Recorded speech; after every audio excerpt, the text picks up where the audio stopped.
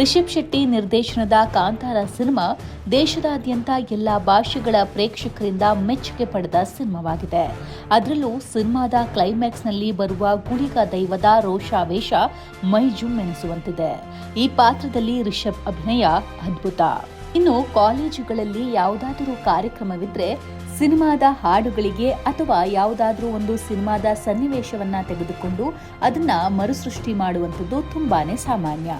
ಇದೀಗ ಕಾಲೇಜ್ ಒಂದರಲ್ಲಿ ವಿದ್ಯಾರ್ಥಿಯೊಬ್ಬ ಕಾಂತಾರ ಸಿನಿಮಾದ ಕ್ಲೈಮ್ಯಾಕ್ಸ್ ಸೀನನ್ನು ಮರುಸೃಷ್ಟಿ ಮಾಡಿದ್ದು ಸಾಕಷ್ಟು ಟೀಕೆಗೆ ಗುರಿಯಾಗಿದ್ದಾರೆ. ಈ ವಿಡಿಯೋ ಎಲ್ಲೆಡೆ ವೈರಲ್ ಆಗಿದ್ದು ಇದು ದೈವದ ಅಪಹಾಸ್ಯ ಮಾಡಿದಂತಿದೆ ಎಂದು ಹಲವರು ಕಿಡಿಕಾರಿದ್ದಾರೆ.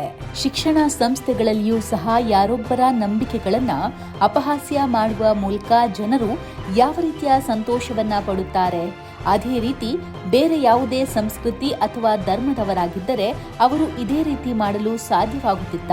ಕಾಂತಾರ ಸಿನಿಮಾ ತುಳುನಾಡಿನ ದೈವಾರಾಧನೆ ಸಂಸ್ಕೃತಿಗೆ ಹೆಚ್ಚಿನ ಹಾನಿ ಮಾಡಿದೆ ಎಂದು ಕೆಲವರು ಬೇಸರ ವ್ಯಕ್ತಪಡಿಸುತ್ತಿದ್ದಾರೆ. ಕಾಂತಾರ ಸಿನಿಮಾ ರಿಲೀಸ್ ಆದ ಸಂದರ್ಭದಲ್ಲಿ ಕೆಲವರು ಇದೇ ರೀತಿ ದೈವದ ಅಪಹಾಸ್ಯ ಮಾಡಿರುವ ಉದಾಹರಣೆ ಸಾಕಷ್ಟಿವೆ. ಯಾವುದೇ ಸಂಸ್ಕೃತಿ ಅಥವಾ ಸಂಪ್ರದಾಯವನ್ನ ಅಪಹಾಸ್ಯ ಮಾಡುವುದು ಸರಿಯಲ್ಲ ಎಂಬುದು ಸಾಕಷ್ಟು ಜನರ ಅಭಿಪ್ರಾಯವಾಗಿದೆ.